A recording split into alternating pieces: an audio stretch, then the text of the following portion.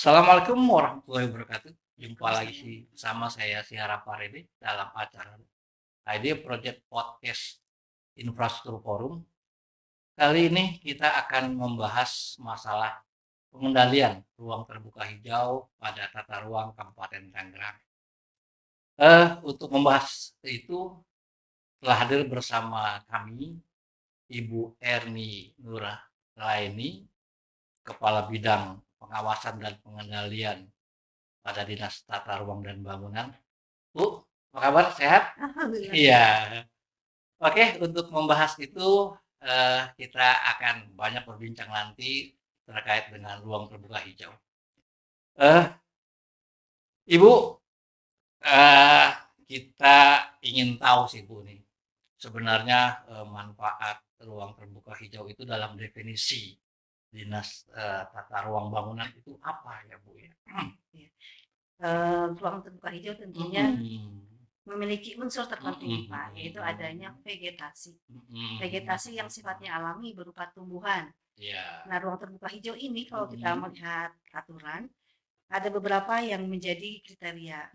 Jadi Mm-mm. seperti pemakaman, Iya. rimba kota, kalau dulu namanya hutan kota ya Pak ya, Mm-mm. taman kota, taman lingkungan, itu semua digolongkan sebagai unsur RTH, artinya memiliki kriteria tadi, memiliki Mm-mm. vegetasi alami. Bahkan Mm-mm. tanaman yang tumbuh di atas atap pun bisa disebut sebagai RTH. Mm-mm. Seperti itu. Nah ini kan ruang terbuka hijau, artinya ini kan ruang publik, Bu.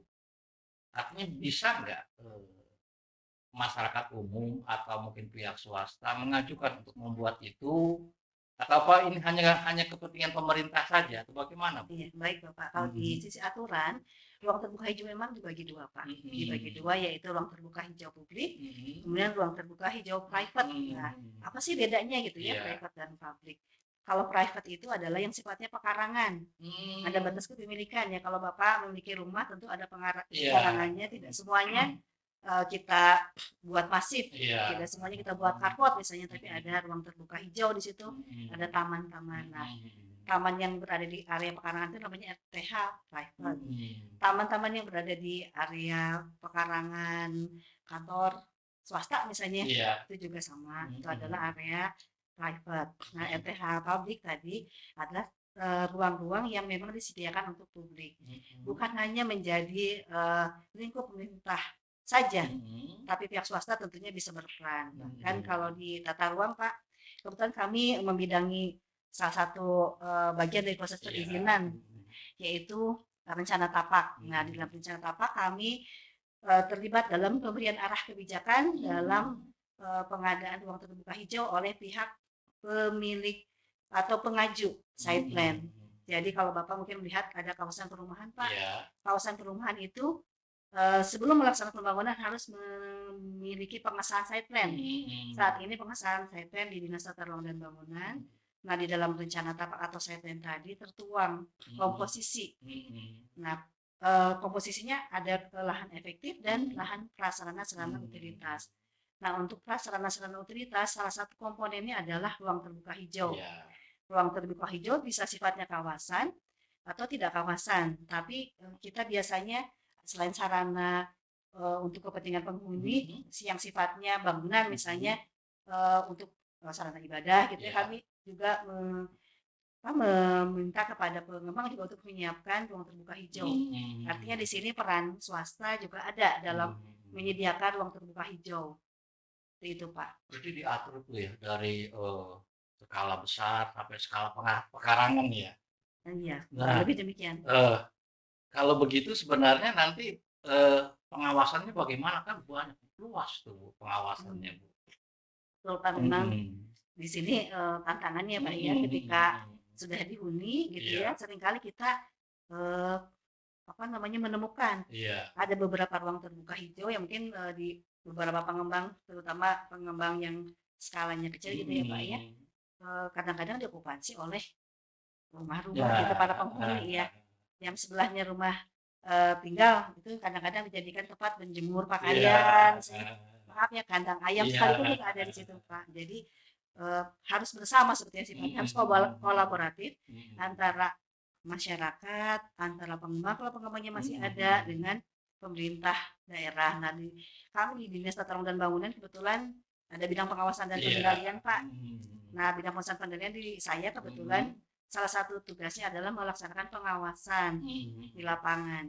Kami mengawasi terkait bangunan, namun juga tidak menutup kemungkinan kami melaksanakan pengawasan juga terhadap keberadaan ruang terbuka hijau. Seperti itu, Pak. Yang ada di dalam site plan yang telah mungkin dibangun oleh pihak pengembang. Pengawasan itu dilakukan sebelum atau sampai nanti sesudah, Bu? Sebetulnya Sebuah proyek itu dilakukan begitu. kalau sebelum tentunya kan tidak bisa ya Pak, kan belum terwujud ya. Kalau di kami di bidang wasta itu melihat kesesuaian antara site plan dengan kondisi di lapangan. Apakah betul-betul dibangun sesuai dengan site plan? Itu di skala kawasan misalnya kami melihat apakah yang dibangun itu betul-betul sesuai site plan? Apakah huniannya betul di blok ini? Apakah sarannya betul di blok ini? Apakah ada sempadan yang terlanggar seperti itu. Kemudian kalau di luar kawasan Pak kan ada juga bangunan-bangunan yang diajukan sebenarnya. Itu pun sama, kami mengecek bangunan-bangunan swasta. Kami melihat juga komposisinya apakah masih terjaga seperti di dalam site plan. Kurang lebih sama seperti di dalam kawasan Pak, ada sarana prasarana yang disiapkan oleh pemilik bangunan. Yang tadi saya sampaikan ada mungkin ada tamannya baik di depan maupun di belakang. Pengawasan itu dilakukan per periodik atau bagaimana, Bu? Iya, Pak. Memang 1 tahun anggaran. 1 tahun anggaran kami lakukan pengawasan. Cuma karena memang banyak objeknya ya, Pak ya. Secara bertahap biasanya per triwulan dilakukan. Kabupaten Tangerang bukan hanya perumahan, bangunan-bangunan swasta lainnya. Artinya ini kan luas, Bu ya. Iya. Kemudian diawasi per periodik 3 bulan sekali. Apa cukup waktunya, Bu? Karena kan banyak juga tuh yang banyak sekali, Pak. apa cukup waktunya, Bu? Jadi kami sebetulnya tidak memberikan kekhususan untuk pengawasan RTH, Pak, tapi sekalian gitu, Pak. Kebetulan memang kami membawa setting ketika ke lapangan, kami mengecek perizinan.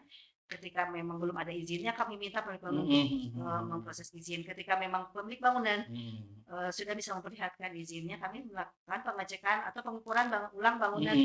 Sekaligus juga kami melakukan pengecekan sarana sebenarnya apakah masih ada atau tidak. Memang banyak Pak, tapi ya harus dijalani seperti itu. Nah kemudian begini, ini kan persoalan ruang terbuka hijau.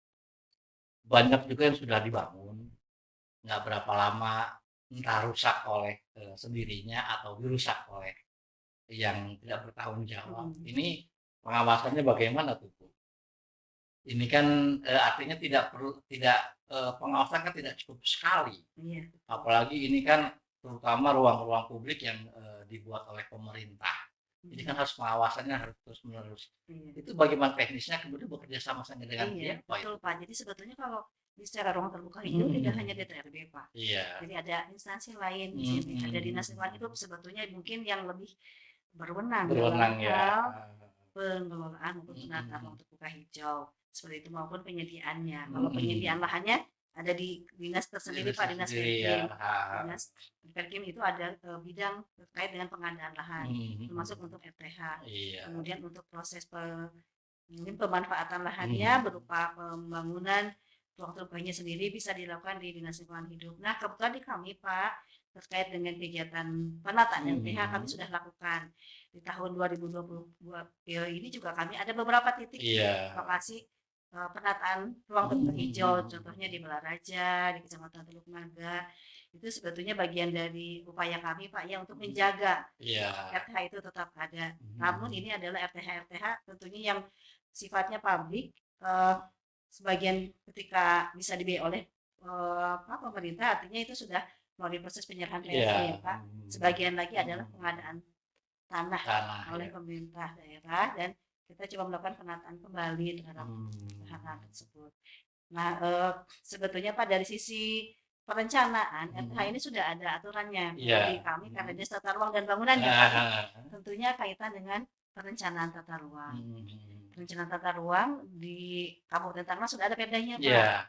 Yang terbaru adalah Perda nomor 9 tahun 2020. Nah, di Perda 9 2020 juga sudah diatur ruang terbuka hijau itu berapa persen. Nah, mengacu kepada peraturan menteri itu adalah 30% totalnya, 20% publik, 10% private.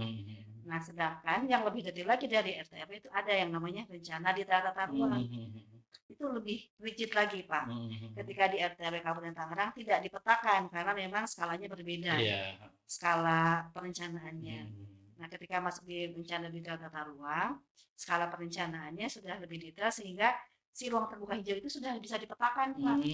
Sudah sifatnya spasial, ada petanya. Petanya pola ruang RDTR itu bisa memunculkan zona ruang terbuka hijau. Titiknya ada di mana saja, luasnya berapa saja. Kemudian di indikasi program juga diatur, Pak. Jadi sampai akhir tahun perencanaan sudah harus tercapai 20%. Nah, kita sudah berapa persen, Bu? Karena dalam aturan kalau nggak salah 20% ya dari luas wilayah ya. Iya, siap. Kabupaten Tangerang sudah berapa? Itulah yang mungkin menjadi PR kami, Pak, ya, untuk melakukan pengecekan secara periodik terhadap capaian ruang terbuka hijau di Kabupaten Tangerang. Kami di Dinas Tata Ruang dan Bangunan saat ini hanya bisa memantau keberadaan ruang terbuka hijau dari sisi luasan berdasarkan site plan yang diterbitkan oleh atau disahkan oleh Dinas Tata Ruang dan Bangunan. Jadi karena tadi saya sampaikan site plan itu adalah upaya pengendalian sebetulnya, upaya pemenuhan ruang terbuka hijau yang harus dilakukan oleh pihak-pihak yang mengajukan site plan. Disitulah letak kami menjaga supaya tetap terpenuhi. Nah, terkait dengan ruang terbuka hijau di Kabupaten Tangerang memang cukup banyak, Pak.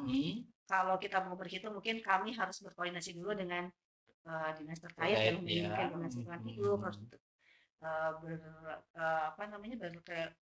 berkoordinasi juga dengan pihak-pihak kecamatan, barangkali ya pihak desa karena tersebar. Gitu. Kalau mau didata sebetulnya bisa dilakukan, Pak. Namun saat ini belum optimal pelaksanaan pendataannya gitu, Pak. Tapi tiap tahun memang dilakukan pendataan di Dinas Tata Ruang capaian ruang terbuka hijau dalam site plan dalam 1 tahun berapa gitu. Site plan itu diakumulasi kalau memang ada penilaian juga terhadap itu. Seperti itulah kurang lebih. Iya, belakangan ini saya sering lewat di beberapa kecamatan itu sudah ada taman. Alhamdulillah. Dan itu apa termasuk ruang terbuka hijau, Bu? Iya, betul, Pak. Kategori ruang terbuka hijau. Bahkan ruang terbuka itu kan sudah jelas ya, ruang terbuka hijau, taman yang bisa dinikmati tentunya ya, Bapak ya. Pemakaman sekalipun itu adalah bagian dari ruang terbuka hijau. Nah, berbicara dengan pemakaman, alhamdulillah di Kabupaten Tangerang sudah ada peraturan bupati terkait zona pemakaman. Kalau untuk lebih jelasnya nanti mungkin bisa berkoordinasi dengan teman-teman di Perspektif. Jadi pemakamannya sudah diatur, bukan hanya untuk manusia yang hidup, tapi ketika mati pun harus diatur. Nah, itu adalah unsur yang bisa menambah tadi luasan ruang terbuka hijau. Memang harus banyak yang dihitung, Pak. Sudah dari zonasi itu sudah berapa banyak yang terisi. Kemudian dari sisi kegiatan-kegiatan yang ada di kecamatan, berapa banyak yang sudah membuat ruang terbuka hijau sendiri. Kemudian di Dinas LH juga kan ada hutan kota yang Bapak lihat di depannya. Ada ruang terbuka hijau itu, Pak. Alhamdulillah. Itu hutan kota dengan taman kota bedanya apa, Bu, sebenarnya? Sama sebenarnya. Sama ya. Yang skala saja ya, Cuma mungkin luasannya mungkin ya. Hutan kota, hutan kota Tiga Raksa ya, Tiga Pak. Raksa, ruang kota Tumenggung, taman kota Tumenggung, banyak sekali. Nah, ini Bu, yang saya belum mengerti ini. Setiap kecamatan itu membuat sekarang seakan-akan berlomba untuk membuat taman taman di kecamatan, terutama taman buat ruang terbuka hijaunya. Itu ada nggak, Bu, misalkan dasar hukum itu, kemudian apakah semuanya sama? Tiap kecamatan itu harus sekian, luasnya harus sekian atau bagaimana? Apa dalam perencanaannya itu sudah dibuat atau sampai sedetil mungkin berapa pohon atau apa gitu mungkin? Baik, Bapak. Memang kalau dikatakan bahwa apakah harus sama luasnya, tentunya bergantung kepada kondisi di masing-masing kecamatan ya, Pak ya.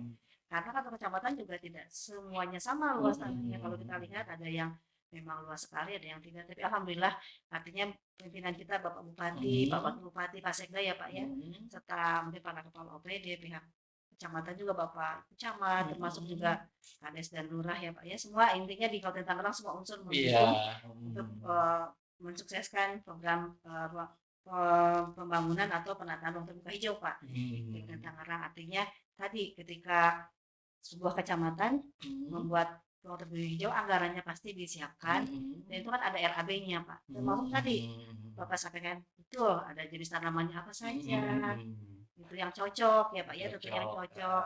Kemudian masalah luasannya, bentuknya bagaimana, itu memang kelihatannya sih diserahkan kepada masing-masing kecamatan. Ini saya juga takut keliru ya Pak ya, artinya saya kira ketika kita lihat kecamatan beda-beda ya Pak ya, misalnya ini menyesuaikan mungkin dengan kebutuhan masing-masing kecamatan. Kecamatan juga diberikan keleluasan tentunya untuk mereka menata sendiri, bukan hanya di dalam ruangan, di indoor juga sekarang sudah berbeda Pak. Berbeda ya. Apalagi ruang pelayanan publik ya Pak ya, ketika kita masuk kantor kecamatan sudah luar biasa, termasuk di dinas-dinas juga untuk yang memiliki pelayanan disiapkan ruang yang nyaman, ada ruang untuk bermain anaknya, betul Pak, ada ya seperti itu Pak. Jadi bahkan ruang laktasi juga ada biasanya, jadi sudah nyaman, termasuk bagian luar, bagian outdoor juga tamannya sudah ditata. Sekarang bahkan beberapa kantor kecamatan, kantor pemerintah juga sudah memiliki kanopi parkir ya Pak ya, jadi parkirnya juga disiapkan. Ya, jadi integrasi lah intinya antara prasarana, ruang terbuka hijau, seperti itu, termasuk sarana-sarananya. Jadi saya sebenarnya melihat begini Bu, ruang terbuka hijau itu tidak saja sebagai upaya untuk menjaga lingkungan, tapi juga untuk memberikan kenyamanan kepada masyarakat untuk sebagai ruang piknik lah begitu mungkin. Dan mungkin kalau nggak salah nih Bu ya, maaf kalau saya terlalu dibenarkan, apa ini juga dalam upaya menyelamatkan aset-aset pemerintah, kan banyak pemerintah yang terbengkalai mungkin bisa dimanfaatkan untuk ruang terbuka hijau. Apa benar itu Bu? Nah ya mungkin kalau ingin jawaban lebih jelas harus kepada dinas yang terkait, mungkin kalau terkait penyelamatan aset harus tanyakan kembali nanti kalau ada kesempatan Bapak bagian aset diundang juga ke podcast Pak. Namun kurang lebih memaksimalkan atau mengoptimalkan aset-aset daerah sehingga fungsinya menjadi lebih luas. Ada fungsi utama, ada fungsi tambahannya tadi. Memang betul Pak, ruang terbuka itu kan banyak manfaatnya. Bapak sampaikan masyarakat menjadi nyaman. Jadi untuk kalau sekarang mungkin healing ya namanya ya, jadi ruang interaksi.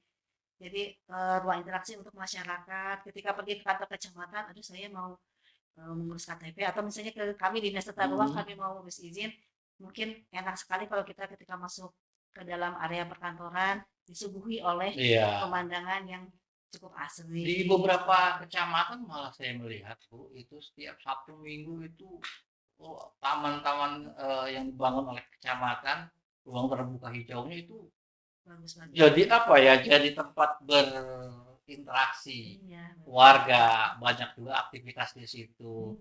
Jadi jadi hiduplah begitu. Ada dalam data yang Ibu miliki sudah berapa kecamatan yang membuat punya ruang terbuka hijau seperti taman? Sebetulnya kami tidak memiliki data. Kalau di data ruang memang terkait dengan perencanaannya aja mungkin ya. Perencanaan dan pemanfaatan tadi dari sisi pengesahan segmen. Jadi arah kebijakan dalam pengelolaan perencanaan ruang terbuka hijau di dalam segmen itu ada. Tapi masalah apakah di beberapa kecamatan seperti apa desain segala hal yang berkaitan dengan itu mungkin harus ditanyakan langsung kepada instansi yang terkait. Namun memang ruang terbuka hijau itu menjadi hal yang dibutuhkan Pak. Kalau saya kebetulan rumah di daerah Tiga Raksa, Sabtu Minggu itu saya suka menyempatkan dengan keluarga untuk berjalan-jalan di area sini Pak. Ini luar biasa. Jadi selain teduh, asri, bersih ya Pak ya. Cuma tadi sayang kadang-kadang ada pedagang, kemudian kita membuang pada tempatnya, jadi berserakan. Termasuk juga warga yang berolahraga ya kondisinya olahraga sekedar jalan, duduk-duduk karena di sini juga disiapkan sarananya yang ada kursi, ya ada ada spot-spot mungkinnya kadang-kadang dipakai untuk selfie juga Pak. Jadi memang sangat menarik lah gitu ya, titik-titik di RT-RT yang ada di Puspam khususnya Pak, selain di kecamatan tadi. Nah itu menjadi manfaat yang sangat dirasakan oleh masyarakat seperti itu.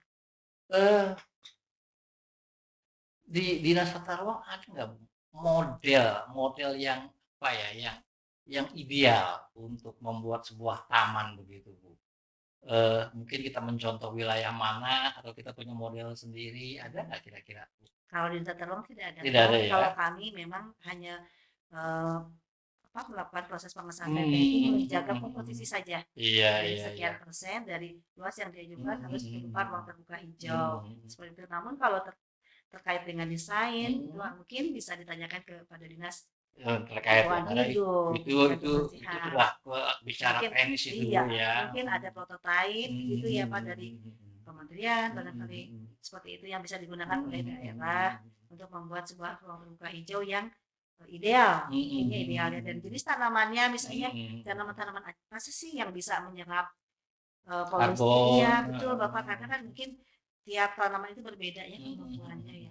Nanti bisa ditanyakan langsung kalau next time Bapak bisa dengan teman-teman yang lain. Kita sudah bicara pengawasan nih Bu, bicara pengendalian.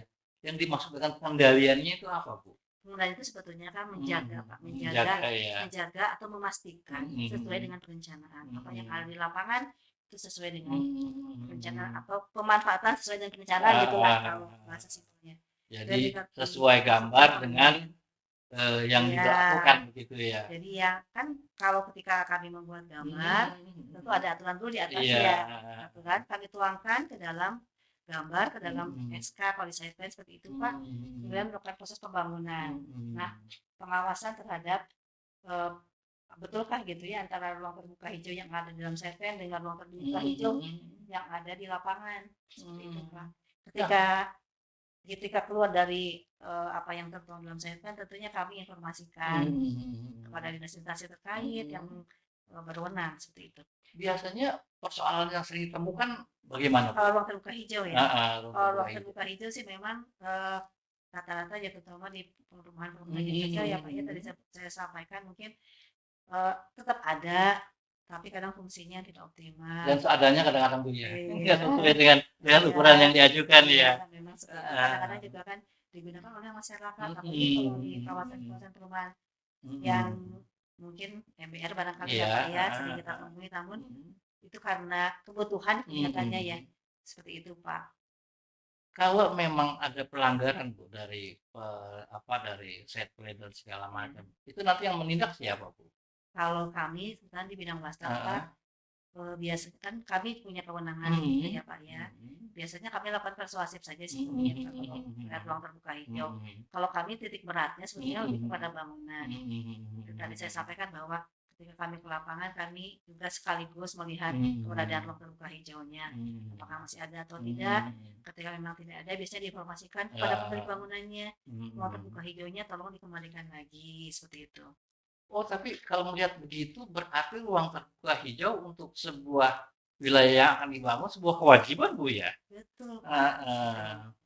Hanya saja mungkin ya luasannya itu nanti tergantung dari kawasan yang akan dikembangkan ya. Betul. Kan proporsional proporsional terhadap luas tanah yang diajukan. Berapa persen biasanya Bu? 5%. 5% ya, minimal ya.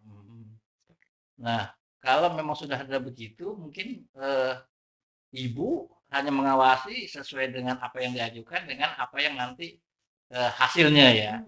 Kalau ada pelanggaran nanti diberikan ke instansi terkait untuk melakukan penindakan begitu Bu ya. Iya, tapi alhamdulillah sampai saat ini kalau kami sifatnya persuasif ya Pak ya.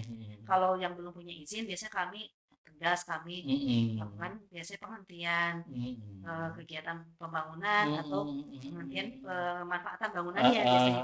Tapi kalau ruang terbuka hijau kami biasanya persuasif, kami informasikan kepada pemilik bangunannya dalam setpen sudah diatur besaran atau luasan di ruang terbuka hijau agar dapat dipatuhi.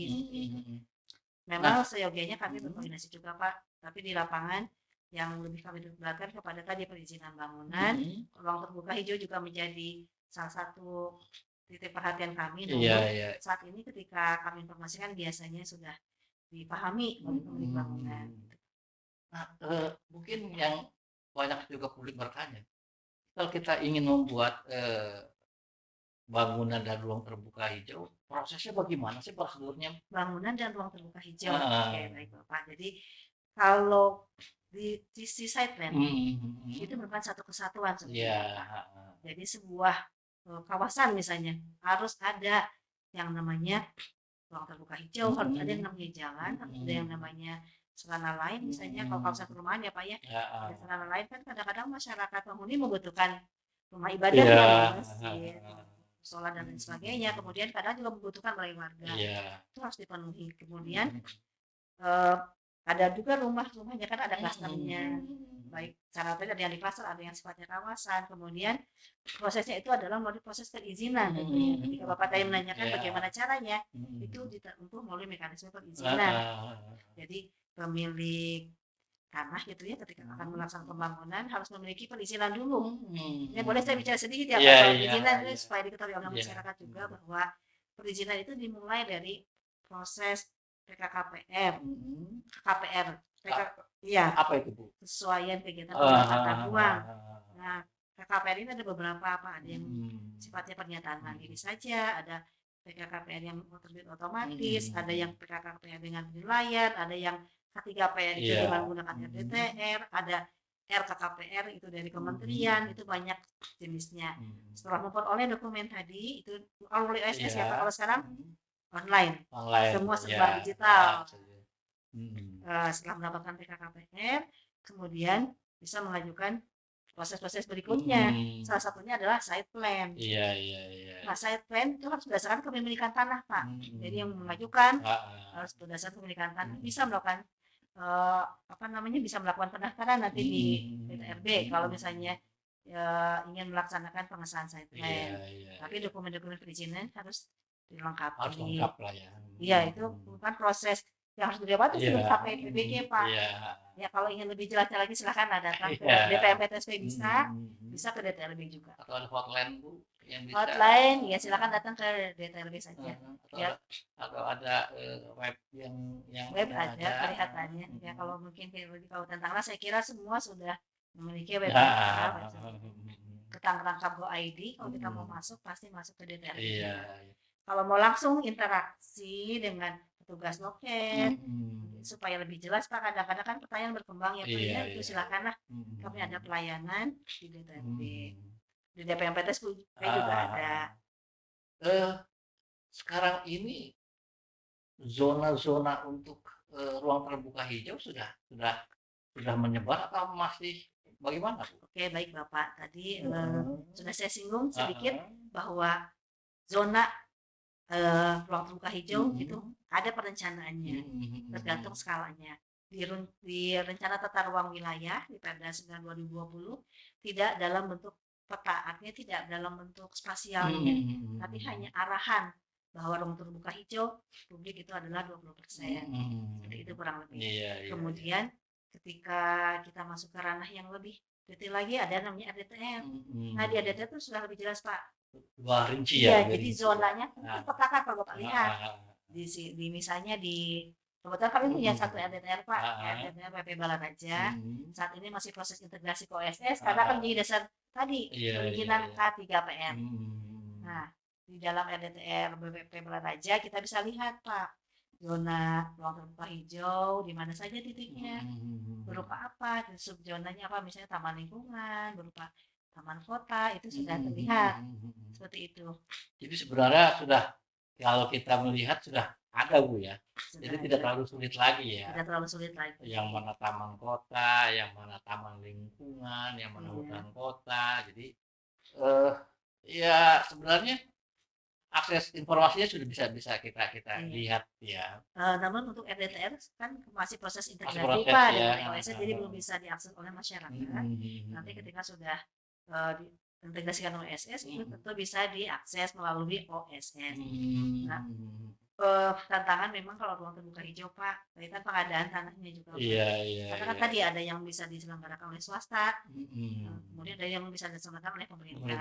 Harus ada pengadaan tanahnya, seperti itu. Apalagi di wilayah yang udah cukup padat ya Pak ya. Sebetulnya wilayah cukup padat itu membutuhkan ruang terbuka hijau karena semakin banyak orang semakin membutuhkan tambahan oksigen ya kan Pak. Seperti itu, ini tantangannya Pak. Makanya diperbanyak bisa juga Pak rooftop seperti itu. Ya taman-taman yang sebetulnya kecil-kecil ya, ada lahan-lahan sedikit sebetulnya bisa dimanfaatkan oleh masyarakat. Nah itu kan kayak beberapa wilayah itu kan sudah padat penduduknya Bu. Apa mungkin nanti perencanaan dari bidang dinas tata ruang dan bangunan ini fokus juga ke wilayah itu atau atau bagaimana Ya nanti? mudah-mudahan Pak ke depan. Kalau perencanaan sih memang wajib bagi kami untuk melakukan perencanaan, khususnya nanti tertuang di RDTR. Bagaimana wilayah yang padat ini juga bisa mendapatkan manfaat dari ruang terbuka hijau.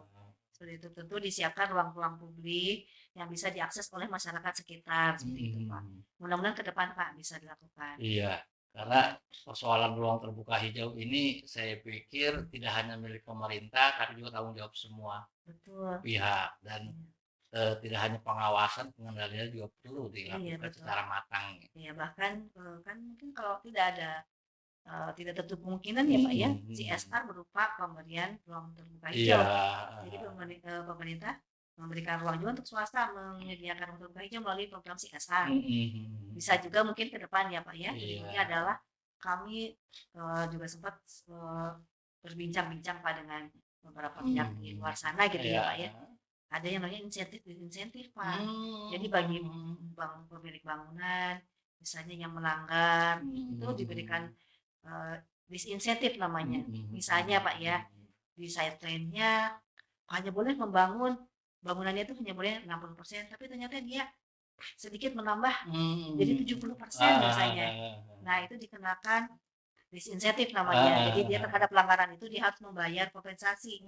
Bisa saja berupa tanah untuk digunakan, ditunjuk tanahnya, misalnya tanahnya di lokasi A. Berarti semua pelanggar itu membeli tanah di lokasi itu, kemudian bisa kita bangun sebagai ruang terbuka hijau. Itu pun sebetulnya skema yang bisa dicoba. Tapi harus ada aturannya dulu. Ini baru wacana. Baru wacana ya. Siap. Iya, yang pasti kan setiap pelanggaran harus ada sanksi Bu ya. Bentuknya bagaimana, mungkin nanti dicari polanya yang bisa bermanfaat bagi masyarakat banyak. Oke Bu, sudah banyak ini yang kita bahas. Kita berharap apa yang kita bicarakan bisa menjadikan tidak hanya informasi, tapi juga memberikan inspirasi kepada masyarakat. Terima kasih Bu. Sama-sama Pak. Mudah-mudahan nanti apa yang kita kita pikirkan, kita rencanakan bisa terwujud. Amin. Oke, sahabat planner, banyak yang sudah kita bahas persoalan ruang terbuka hijau dari proses perizinan sampai perencanaan. Insya Allah apa yang kita inginkan bersama, kita rencanakan bersama bisa menjadi kenyataan. Jumpa lagi nanti bersama kita pada beberapa episode yang akan kita masih kita diskusikan. Terima kasih kepada masyarakat, kepada pemirsa. Terima kasih. Assalamualaikum warahmatullahi wabarakatuh. Waalaikumsalam warahmatullahi wabarakatuh.